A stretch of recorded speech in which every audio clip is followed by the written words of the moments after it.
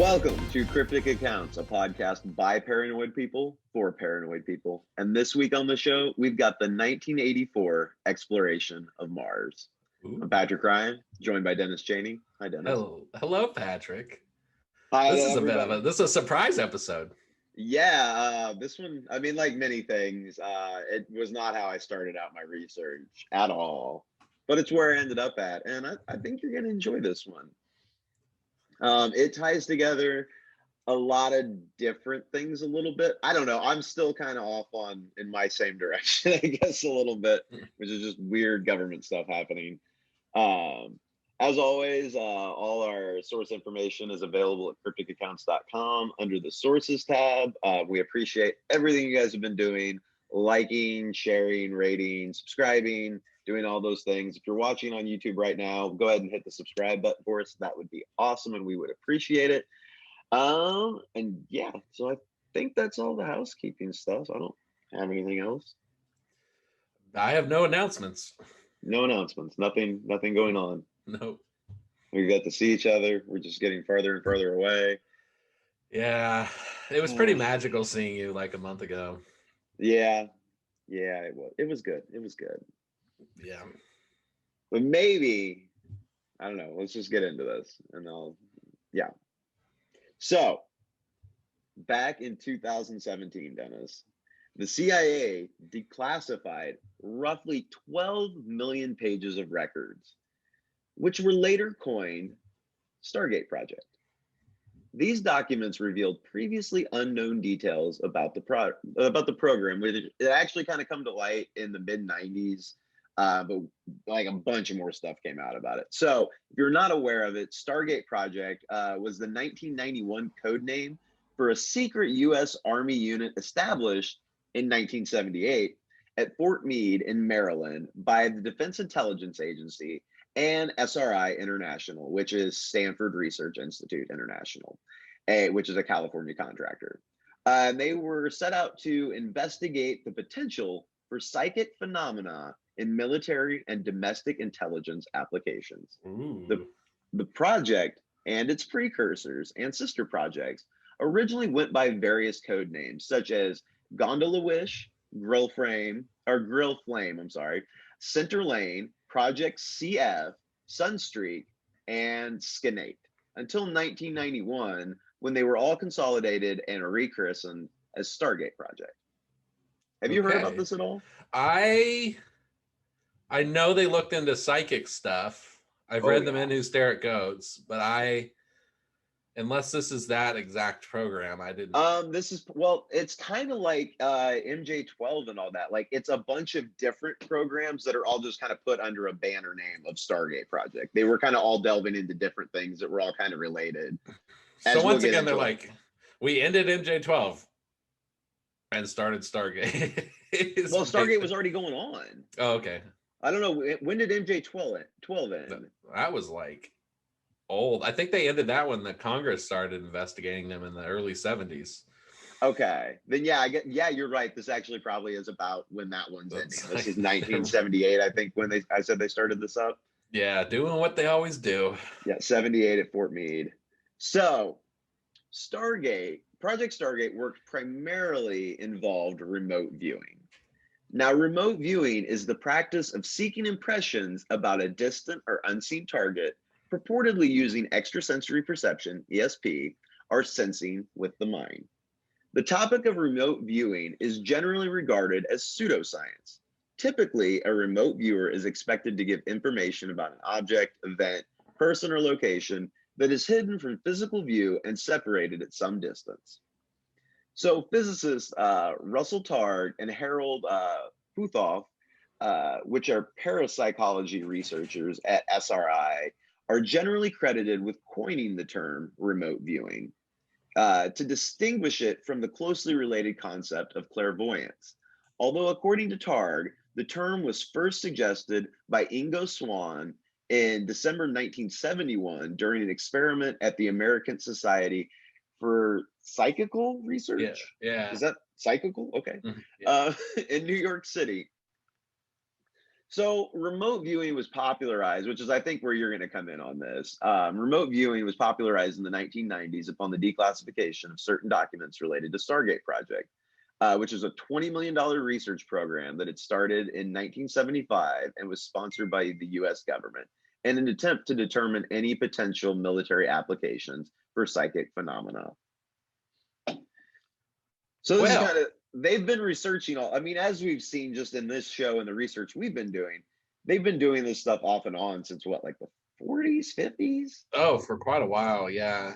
It's all since at least the late 40s, I believe, or at least the 50s. Yeah, it was definitely the 50s. I know we've talked about stuff in the 50s, but it seemed like it was the 40s as well. Just like all the UFO stuff and all this, like wanting to do things like telekinetically. Yeah, it's all tied in together. Yeah, yeah, it's weird. Yeah, I love stuff like this. Yeah, I think you're going to enjoy this. So the project was overseen until 1987 by Lieutenant Frederick Holmes, nicknamed Skip Atwater, who was an aide and psychic headhunter to Major General Albert Stubblebine. Psychic headhunter is such a cool job name. I know, right? Like that is an awesome, like I would definitely want to get business cards made for sure. So he later went on to be the president of Monroe Institute.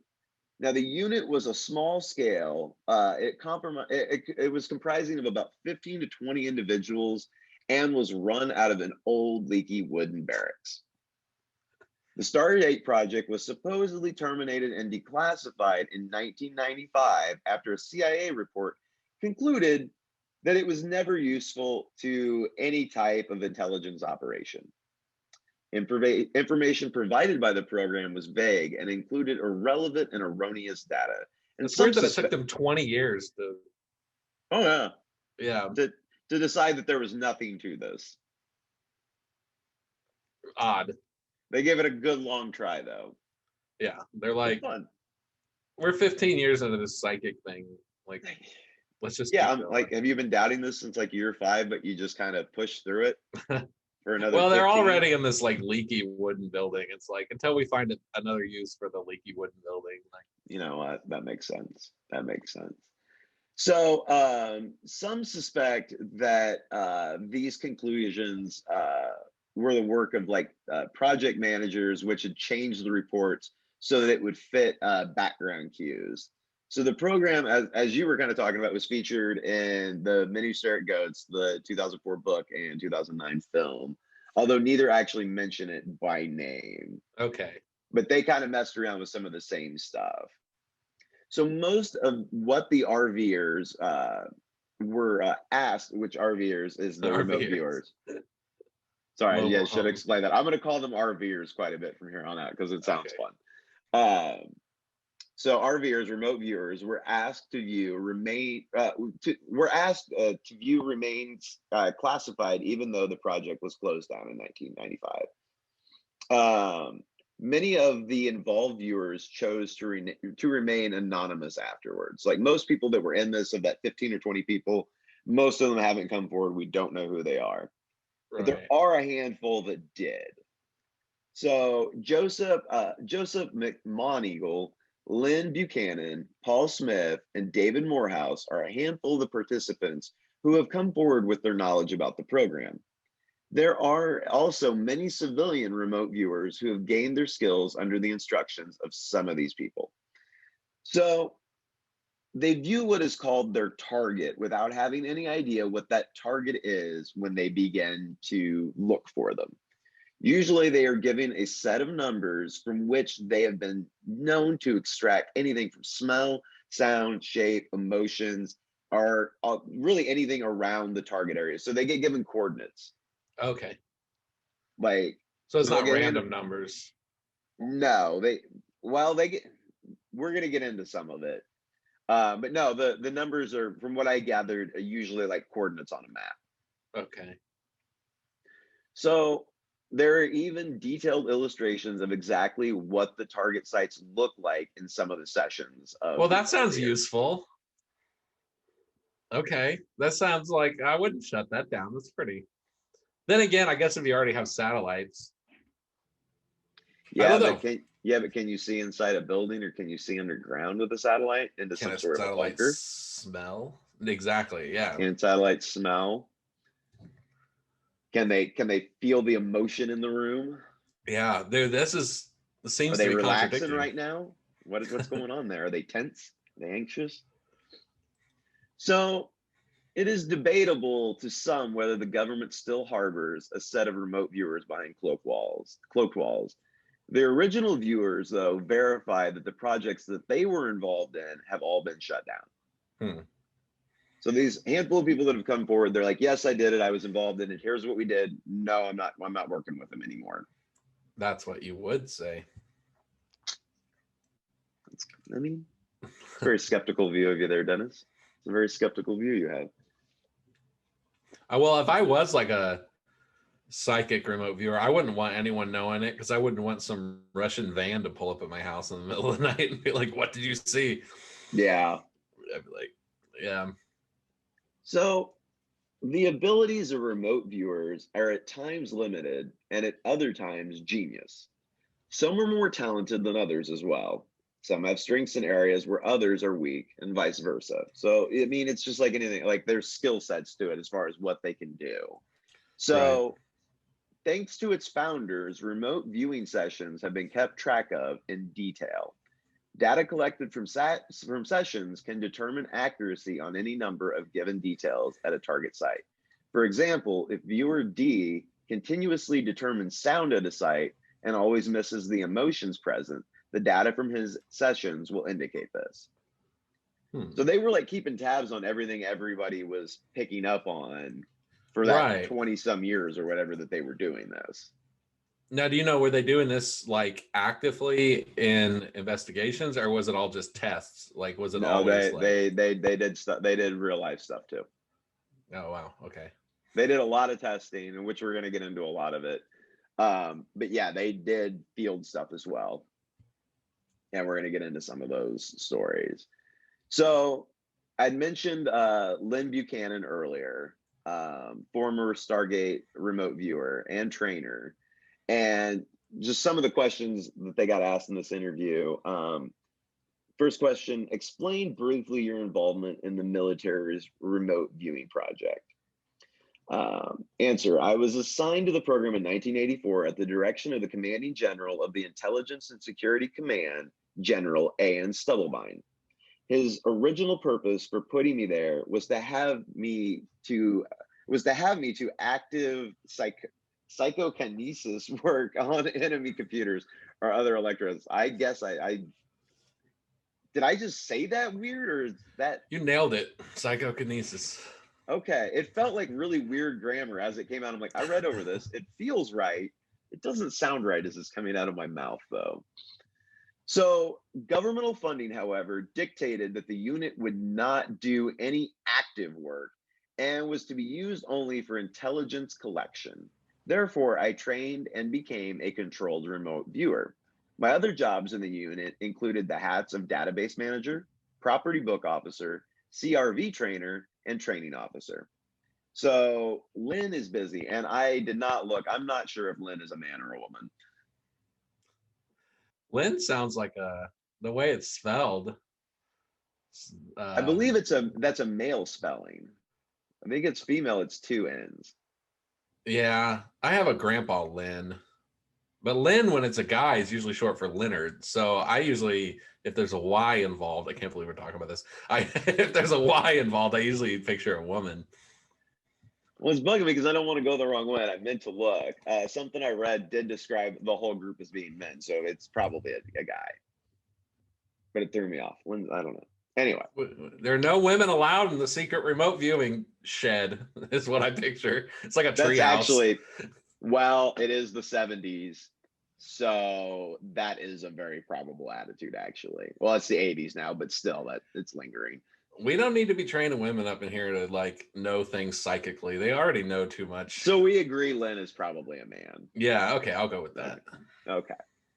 So before your question, next question, before your involvement in the military's remote viewing program, what was your view on PSI functioning? When they read on me to the program, or read me on to the program, my first gut reaction was, you got to be kidding me. It was hard to believe that the military would use such an obviously valuable tool as human intuition in any way, much less that they had been doing so in a highly scientific manner and having such success with it. Weird. Lynn's talking about success right now, but when the Yeah. program ended, we found nothing. Well, if it lasted 20, yeah, this I just don't. So 11 years before it ended, we're calling it successful. Yeah, no, they're still doing this. I'm convinced they're still doing this. So next, Lynn was asked to tell them about the assigned witness program.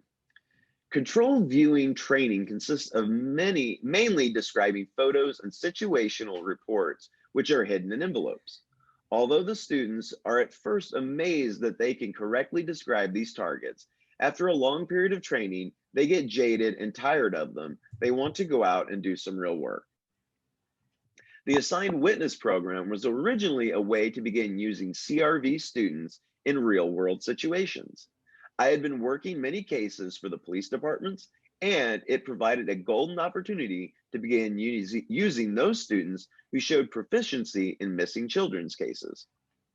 As we worked these cases, the detectives began to see the benefits of using our services and began asking us to branch out to other types of unsolved cases. Over time, the CRV students have begun specializing in those types of cases in which they find they do their best work.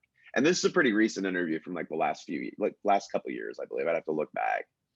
But like this isn't from a long time ago. This is her looking back, or him looking back on it. So the AWP was originally a public service of problem solutions innovations, my data analysis turned CRV company. Work had multiplied, however, and the demands are growing beyond the time and organization I can give it as a single individual. We are now in the process of making the AWP a self-supporting entity with nonprofit status. As such, it will not only work cases for police and other public agencies, but will also begin doing research and development into new civilian-oriented applications of the CRV techniques. So Did you Lynn look up wants how to, much like, they cost? Can you like hire them right now? Like, do they have a website? I should have looked. I did. They do have a website and stuff. I didn't delve as far into all that. But yeah, you can contact them. I'm gonna have them spy on you, man.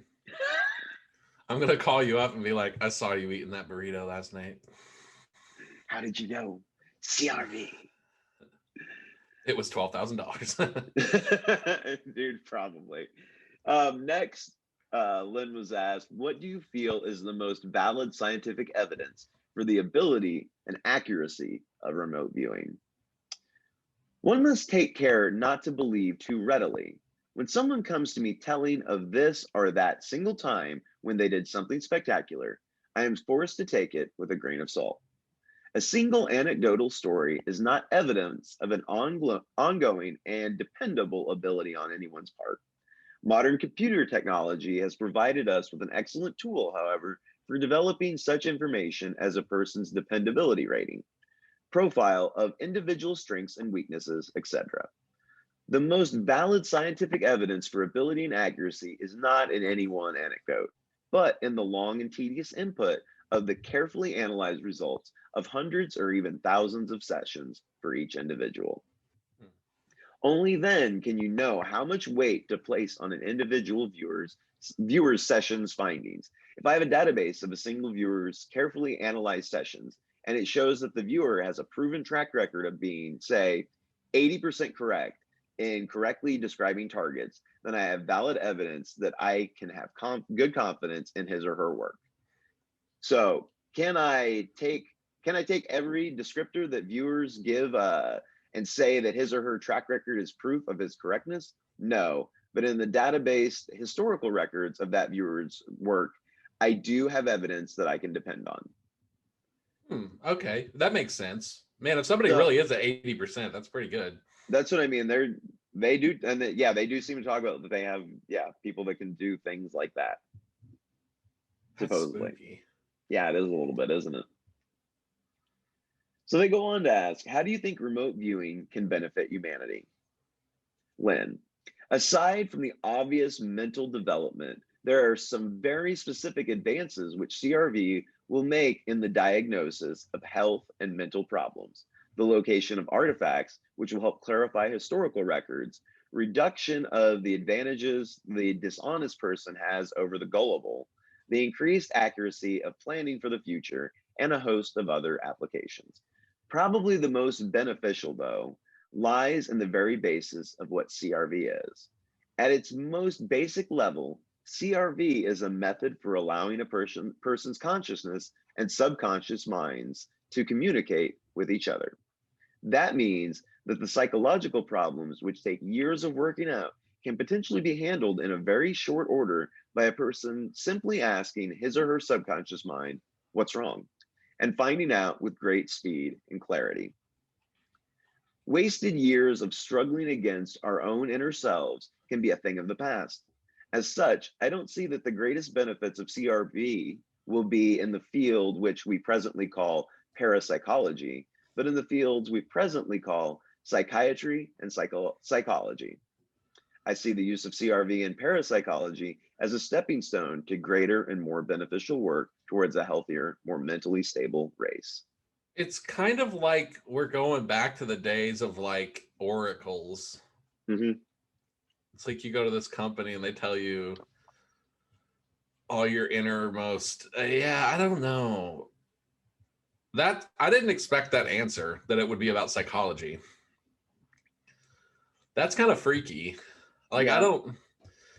It's like I don't know. It's like we're reverting to Well, magic. you're going to find as we get deeper into this, that's basic. That's really what this is. It isn't like visualizing something else. It's that you go into your subconscious that then connects to the subconsciousness of all reality. And it can then pick up different things because it has that, it's all mapped together. It's all really connected. That's spooky. That's like legit magic. I mean, are we meant to have this power? I mean, like, it seems like. But is that what's going on with like alien stuff that we're hearing about where they can supposedly communicate telepathically? Right. Is it that they've just unlocked this next level of consciousness that. And now we're starting to. And we're finally catching up or we're finally figuring it out. And maybe because we're getting help from them. Ooh. Either that or, I mean, what if it's a big deception? What if you're not really tapping into the unconscious? What if you're just talking to like a demon or something? I've wondered that as well. Like, at what point does this, and I haven't put a lot of thought, and we can kind of think about it some together. Like, I don't know if you would consider this witchcraft in some form. I mean, it's kind of indistinguishable from like. But you're not really doing anything. Well, kind of, but that you use some sort of tool. This is just all done with the mind. This is just you sit and concentrate, essentially. Huh. And I didn't. I bet it's weirder than that. The training. Oh, I'm sure it is. I'm sure there's some level of meditation to it. But as we go further into this, you're going to see like it seems to be like the people that once they learn how to do it, they can kind of turn it on and off. Like they can just do it. It's like scientific soothsaying. Kind of. But again, there's no tarot cards, and I don't know. That's kind of what I'm wrestling right now. Is this some sort, if you were going to classify it as something, is this witchcraft? Because you're not saying spells, you're not praying to anything, you're not using tools. It's all happening in your head. Right. But that'd be like, I mean, let's say. As far as remote viewing, obviously there's other parts where you manipulate things around you and stuff like that. Right. Well, let's say though that I had like an organization that like scientifically could like talk to dead people, but I didn't use like Ouija boards or anything like that. Then it's like, well, is there really a difference, or am I just doing the same thing minus like props? Well, I guess it would depend on how you got there. Yeah, that's what I'm not understanding is how, like, I would like I'd be cool to hear a description from one of their perspectives of like what it is they're experiencing. You know what I mean? Like, is it? We're gonna get into that. Okay. I mean, it's just basically, but it isn't much more than the way I've described it. Being able to pick up on a location, and some people can hone in better on like the smells that are going on there. Other people are really good at visualizing stuff there, like details about like a piece of paper with something written on it on a table. Yeah. Miles and miles away in a sealed room or whatever. Like they can read that number on the table, but they won't be able to tell you maybe like what color the walls were or something like that. Right. They all have different levels of ability. Yeah. Yeah, I'm just not sure how that's different than parapsychology. It just sounds like parapsychology. You Yeah, know what I no, mean? it's Yeah. it falls. It well, it definitely falls into that. I mean, they're saying it falls into that. Right. Okay. I just think that's really I interesting. was saying as far as witchcraft. That's what I was saying. Yeah. Well, I'm saying like I'm not necessarily sure, minus like I said, like the props you would use, like if there's really I don't know. Let's keep going. That's very Okay. interesting. So Lynn was asked, "Do you think the government is still using remote viewers for intelligence gathering?" No. The reason the project was terminated and why it had troubles all its life was that the people in positions of power in government agencies tended to be too left brain and doctrinary. Psychic spying was just too weird for them. I think it is highly unlikely that there is an RV program still anywhere in the government. Mm, I don't why did it know. exist to begin with? I don't know. I think the And government will do obviously, anything that works. well, that's the thing. It's obviously, well, then, so Lynn, what are you doing then if this doesn't work? The government did it. Why are these police agencies now hiring you? Why do you have a career based on this and training people if this is just all BS? I mean, I guess it I mean, you maybe could just be a snake oil salesman, I right. suppose, but that That's what I doesn't, was thinking. but they don't seem to push it like that. Like, Well, I they don't push know. it. They push it under the guise of what we believe in today. So instead of being like, "Oh, I'm communicating with the Ashtar who's Yeah. taking me to the Akashic records," they're saying like, "Well, this is a scientific process, and we have these computer models." And you know what I mean? Like they're that's what I'm saying. Like it's kind of indistinguishable. It's just they're putting it all in like modern terms. Yeah. And again, I didn't look up how much they'd cost. I did look around for them a little bit, but you're right. It could be all that. But again, we go into how many people have to say the same thing before you go, all right, well, this is either a really well orchestrated lie or all these people are just telling the truth. Right. I mean, I'm sure this existed. I'm sure. I mean, I have no doubt. I'm sure if they Oh, say the it program worked, definitely existed. yeah. As you're gonna find here in just a minute, like there's proof. So another member that has gone public with their involvement was Army veteran Joseph McMonigal. After a 6-year period from 1978 to 1984, Joseph participated in approximately 450 missions. These missions ranged, but were not limited to, supporting the Army in finding hostages in Iran, as well as helping CIA agents locate shortwave radio allegedly hidden inside of a calculator of a KGB agent who was at the time captured in South Africa. I'm sorry.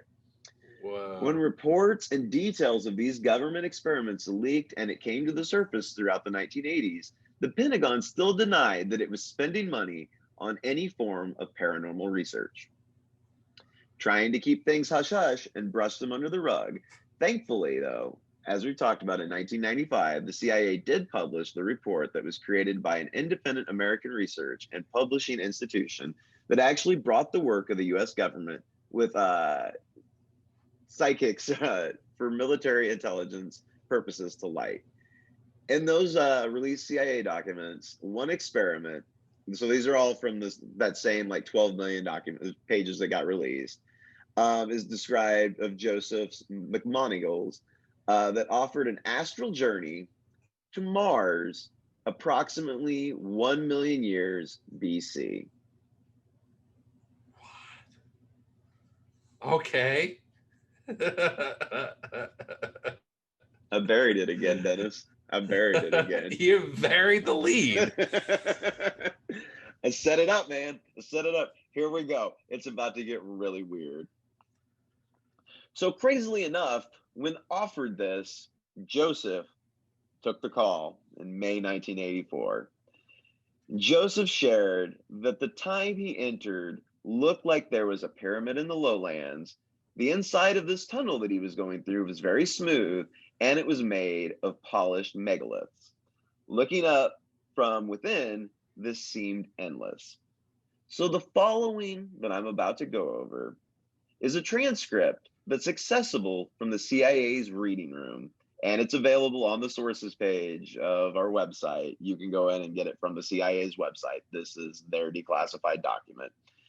It's titled Mars Exploration, May 22nd, 1984. This short interview transcript does not offer many contextual clues about the original document. A short note indicates that the subject, i.e. Joseph, as it came out, as he claims later on, was handed a sealed envelope before the interview, but was instructed not to open it yet. Throughout the interview, he is given verbal coordinates. The transcript is seemingly unedited. Wild. So we're just gonna go through this. Like there was no way to edit it down. It's all wonderful. So let's do this. So Mars exploration, May 22nd, 1984.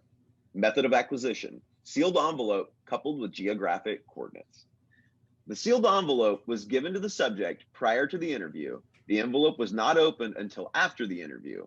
In the envelope was a 3x5 card with the following information: the planet Mars, time of interest, approximately 1 million years BC.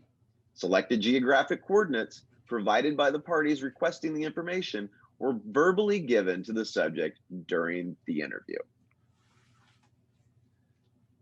You ready, Dennis? Man, yeah. So, you want to role play here? Should we take roles, or are you just going to read the whole thing? I mean, we can if you want to do it that way. Yeah, that might be easier for the listeners. Dude, this is wild, man. Okay. You want me to be the monitor, or you want to be Joseph? You can be Joseph. It's your show. Okay. You can take the cool part. Everything, so when you look at this, Dennis, everything that's in parentheses is them just recording for record, and then everything out of parentheses, they're actually saying to Joseph. Okay. All right, so we're in the room. We're in the room. I'm in a separate room by 1984. myself. Yep. All right, it's 10:09 a.m.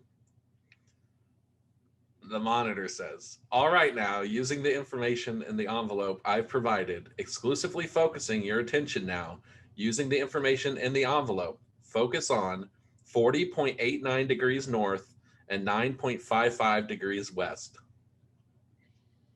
I want to say it looks like, I don't know. It sort of looks, I kind of got an obelisk view of or an oblique view of a pyramid or pyramid form. It's very high. It's kind of sitting in a large depressed area. All right. It's yellowish, ochre colored. All right. Move in time to the time indicated in the envelope I provided you and describe what's happening. I'm tracking severe clouds, more like dust storms. It's geologic problem. It's a geologic problem. Seems to be like a, just a minute. I've got to iron this out. It's really weird. Just report your raw perceptions at this time. You're still early in the session. I'm looking at it, after effect of major geologic problem. Okay, go back to the time before the geologic problem. Total difference. It's before there's no I don't know. Oh hell, it's like mountains of dirt appear and then disappear when you go before. See large flat surfaces, very smooth angles, walls. They're really large though. I mean, they're megalithic. All right. At this period in time, now before the geologic activity, look around in and around this area and see if you can find any activity. I'm seeing it's like a perception of a shadow of people. Very tall, thin. It's only a shadow. It's as if they were there and they're not there anymore. Go back to a period of time when they are there. It's like I get a lot of static on a line and everything. It's breaking up all the time. Very fragmentary pieces. Just report the raw data. Don't try to put things together. Just the raw data. I just keep seeing very large people. They appear thin and tall, but very large, wearing some kind of strange clothes. All right, now holding in this time period, I want to move from your physical location in space to another physical location, but in this same time period. Move to 46.45 north and 353.22 east. Move in this time to those coordinates. Deep inside of a cavern, not a cavern, more like a canyon. Um, I'm looking up the sides of a steep wall that seems to go on forever. And there's like a structure with a, it's like the wall of the canyon itself has been carved. Again, I'm getting a very, very large structures. No, no intricacies, huge sections of smooth stone. Do the structures have insides and outsides? Yes, they're very, it's like a rabbit warren. Corners of rooms. They're really huge. I don't feel like I'm standing in one. It's just really huge. Perception is that the ceiling is very high, walls very wide. Yes, that would be correct. All right. I'd like to move now to another location nearby. All right. Move in this point of time to 45.86 north and 354.1 east. They have appears to be the very end of a very large road, and there's a marker thing that's very large. Keep getting Washington Monument overlay. It's like an obelisk. All right. Move from this point then. Let's move to another point at 350 at 35.26 north and 213.24 east. It's like I'm in the middle of a huge circular basin of the range of mountains by almost all the way around were ragged mountains, very tall, basins very, very, very large. Scale seems to be off or something. It's just really big. Everything's big. I understand the problem. Just continue. See, just a right angle corner to something, but that's all. I don't see anything else. Okay, then let's move to a different place, very close. Move from the point you are now to 34.6 north and 213.09 east. The cluster of squares up and down, it's like you want to make them squares anyway. They're almost flush with the ground, and it's like they're connected. Something very white or reflects light. What's your position of observation as you look at this thing that reflects light? I'm amid oblique left angle. Sun is weird. Look back down at the ground now, and we're going to move just a little bit from this place, just very close to 34.57 north and 212.22 east. It's like I can just perceive it's like a radiating pattern of some kind. It's like some really strange intersecting kind of roads that are dug into valleys. You know, where a road is just like below the edge. Tell me about the shape of these things. They're like the real neat channel cuts. They're very deep. It's like the road went down. Okay. I notice electrically you're nulled out a little bit, and I want you to stay deep and recapture your focus here. It's really tough. It seems like it's just always very sporadic. I realize that. It's very important that you maintain your focus. I have a movement exercise again for you, and this is some considerable distance away. So, holding the focus in time, remember the focus in time that you had before, and move to 15 degrees north and 190 degrees east, and take some time and get back in deep. See the intersecting whatever these are adequate aqueduct type things. These rounded bottom carved channels like road beds. See pointed tops of something on the horizon. Even the horizon looks funny and weird. It's like a different, misty. Like it's really, really far away, very vague. Okay, another movement now. Go to 80 degrees south and 64 degrees east. See pyramids. Can't tell if it's overlay or not because they're different. Do these pyramids have insides and outsides? Got both, and they're huge. It's really it's an interesting perception I'm getting. I think that he's losing his ability to move accurately, but he is attracted to things that are interesting. So we're going to go with his own. We're going to let him go ahead and explore what seems to be interesting to him rather than move on the targets indicated here. It's filtered from storms or something. Say that again, subject. They're like shelters from storms. These structures you're seeing? Yes, they're designed for that. All right, go inside one of these and find some activity to tell me about.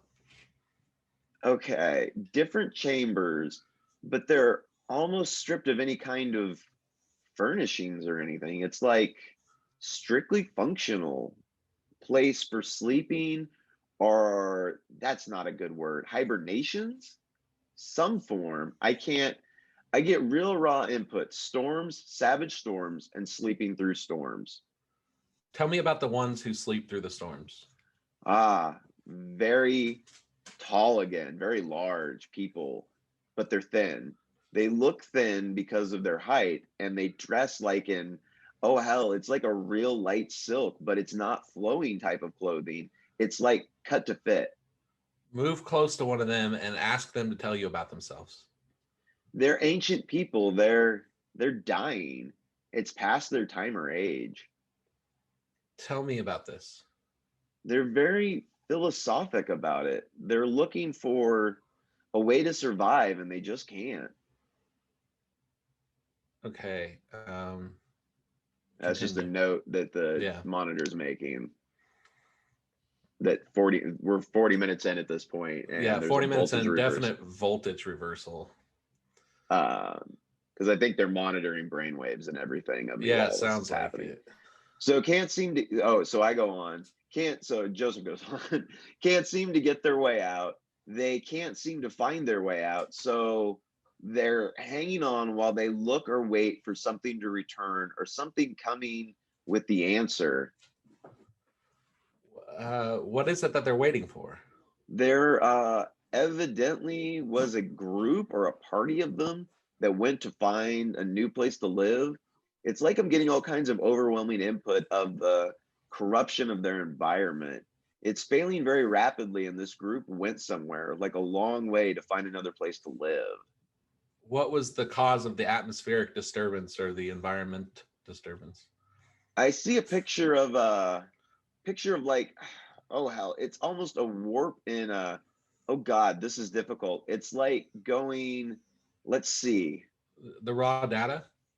Oh, I get a globe. It's like a globe that goes through a comet's tail, or it's through a river of something, but it's all very cosmic.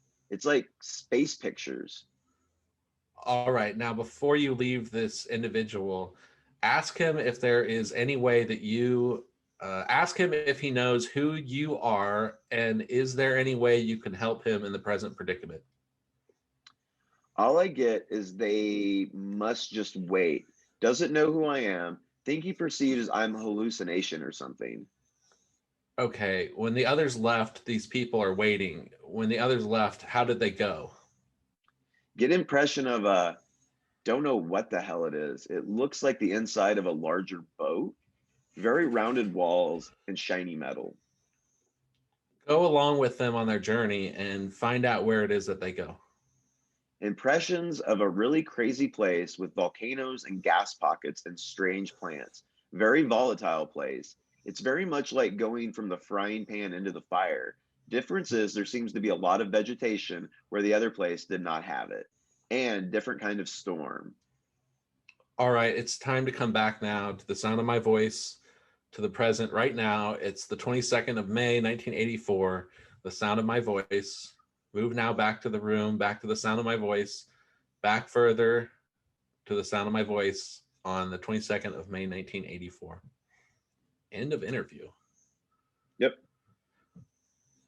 So this guy, they could have been asking him to look at an office in Moscow, and he went straight up into tall, thin Martians waiting for a spaceship to come back for them in ancient Well, you got to Mars. keep in mind, he's not the only one doing this. So at this point, I think, because this is during the 80s, like this program's already been going for like over a decade now. Whoa. So I think maybe at this point, they're just spinning off into weird places. And it seemed like, by the way the monitor was acting to me, it seemed like they already had information. Like, remember how I was talking about earlier, Yeah.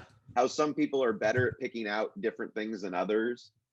And and the monitor also mentioned how this guy's really good at getting stuff that interests him.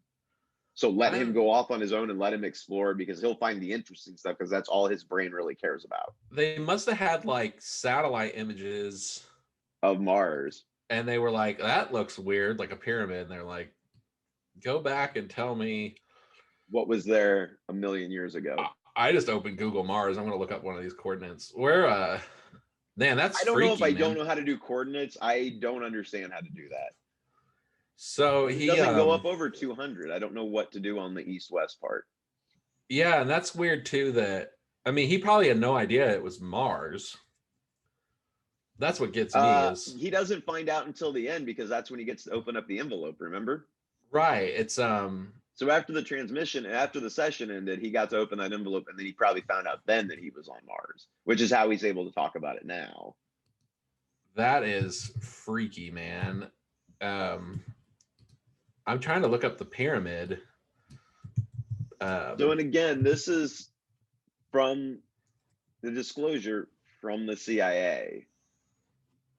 Like, there was a monitor that sat there and went through this stuff with this guy and recorded that he was seeing this. Yeah, that is. And there's no evidence that they were feeding anybody hallucinogens in this program, or this was anything like that. This wasn't MK Ultra. Yeah, I was gonna say, if he's like a charlatan and he's just trying to make stuff up, you really think going for space people trapped in a pyramid would be a pretty dumb guess. You know what I mean? Like, well, and again, he's getting directed around by somebody from the CIA, potentially the CIA. We're going to assume probably the CIA in 1984. Yeah, man, that is freaky, man. That's just a really weird, that's a big leap to take unless you really were seeing that stuff. Yeah, I know. And it's, again, also, if you're making it up, you'd think you'd have more details about these aliens that you're seeing too. Right.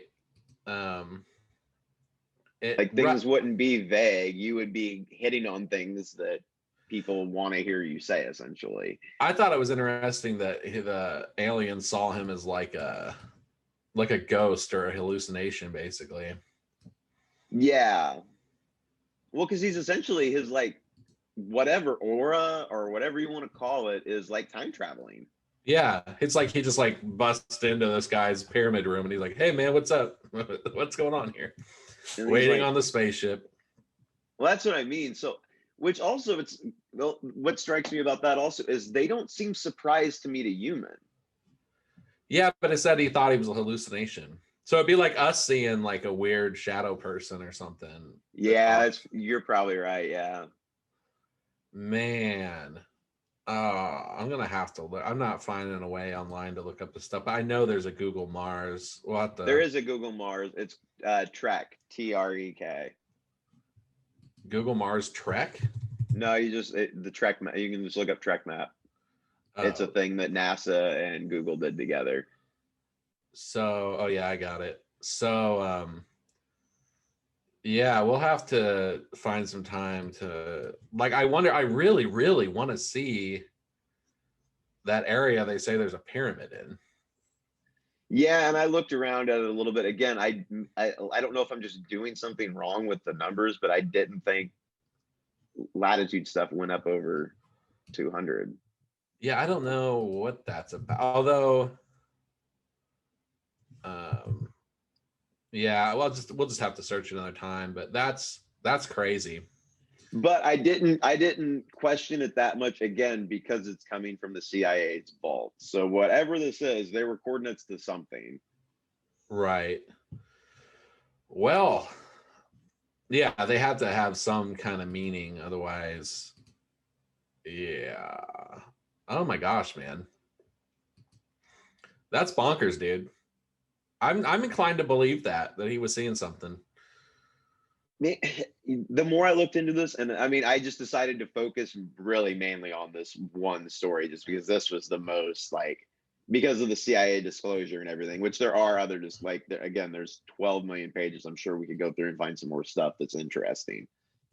Right. This is just one of the more popular ones that have come out. This guy has been pretty outspoken about it. Like, he does interviews about it and all that.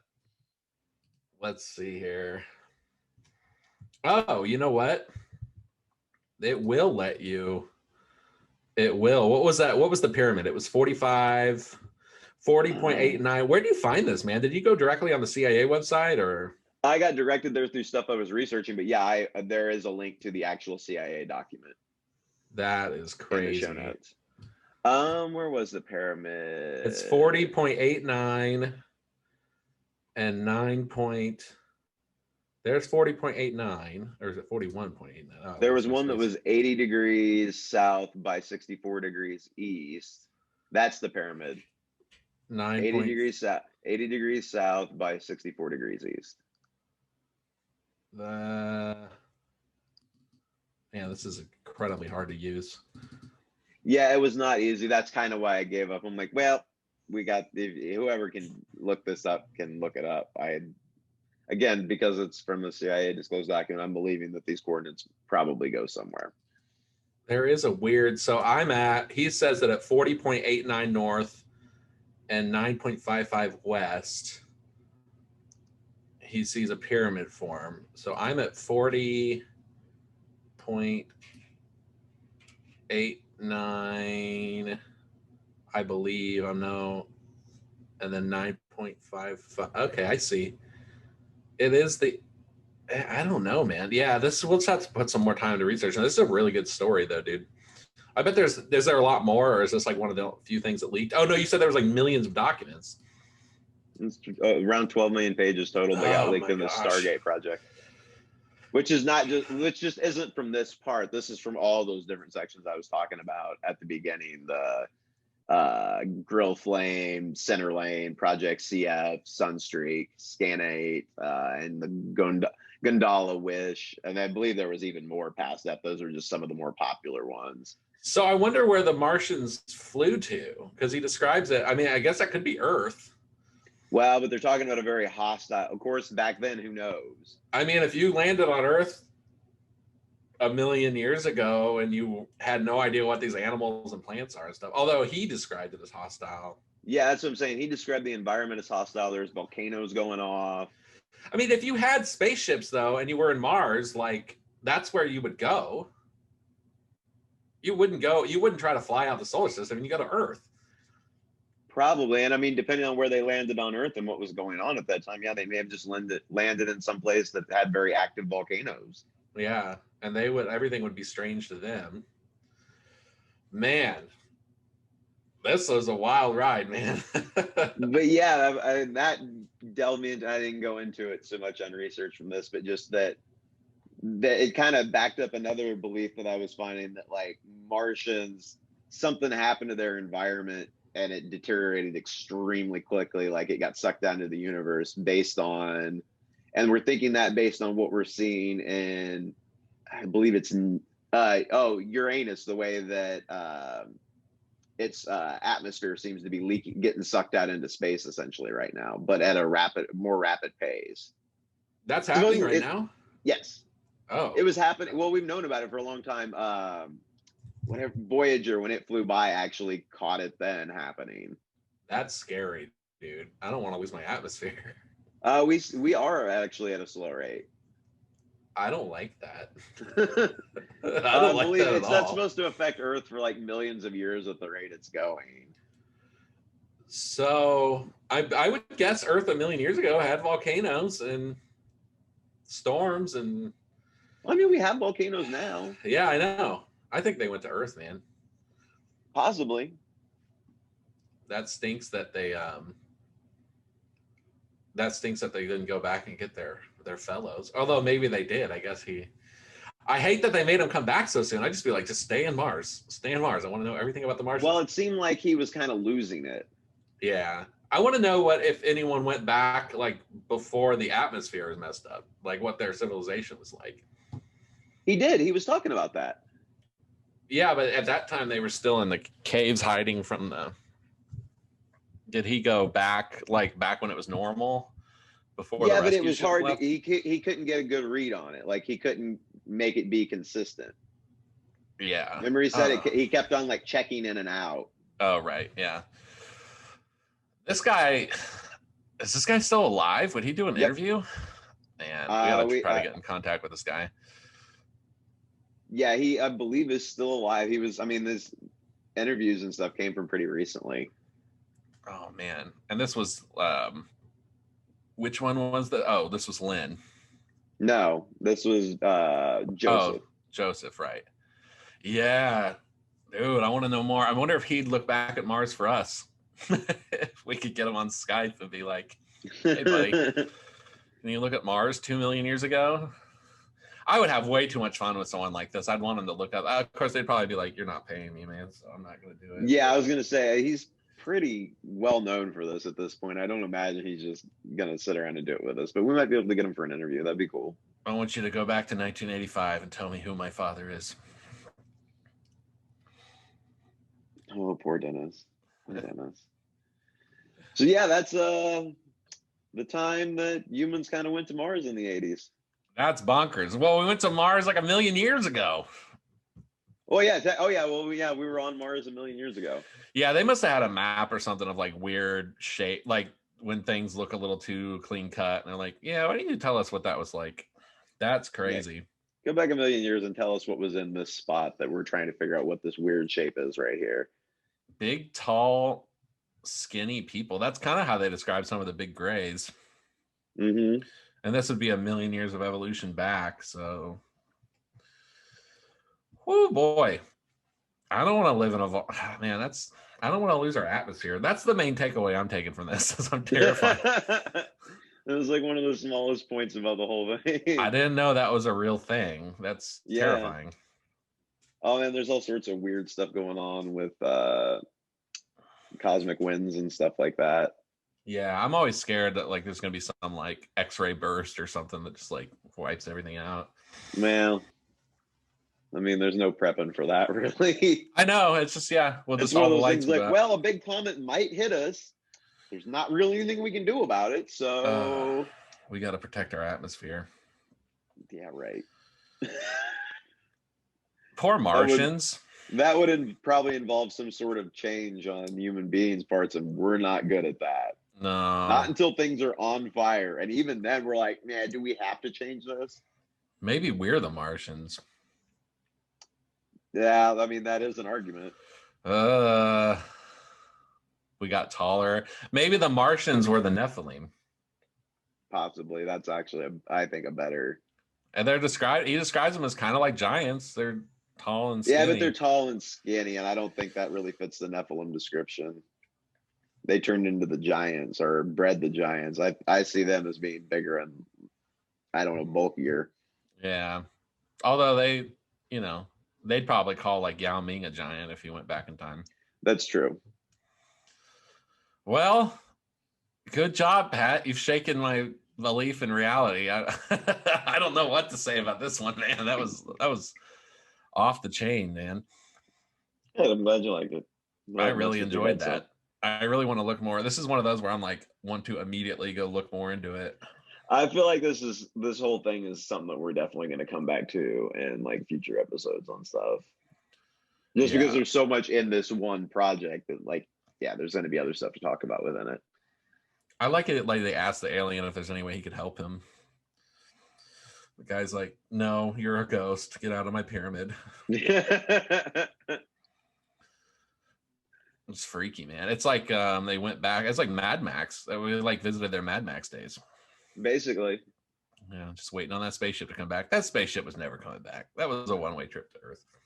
Yep. Yeah, we're not coming back for you. Pretty much. So, well, that's a bummer, man. I'd pour one out for the Martians. Yeah, pretty much. Sorry about that, Martians. Sorry Earth wasn't more hospitable. They probably died here. Maybe. Yeah.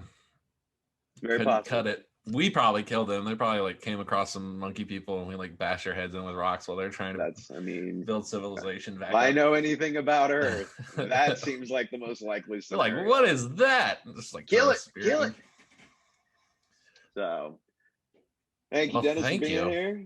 Thank you for the awesome show. Oh yeah, it was fun. So thank you all so much for listening. If you liked it, like and share it. Tell your friends about it. Subscribe to the channel. Do all the things. But tell your friends. Tell your friends. Tell your friends. Share an episode. Coworkers. Force somebody on a bus to listen to it. Whatever you got to do. We appreciate it. Just crank up the stereo to stoplight and play our podcast real loud. There you go. So we'll be back next week. Thank you all so much for listening. Bye. Bye, everybody.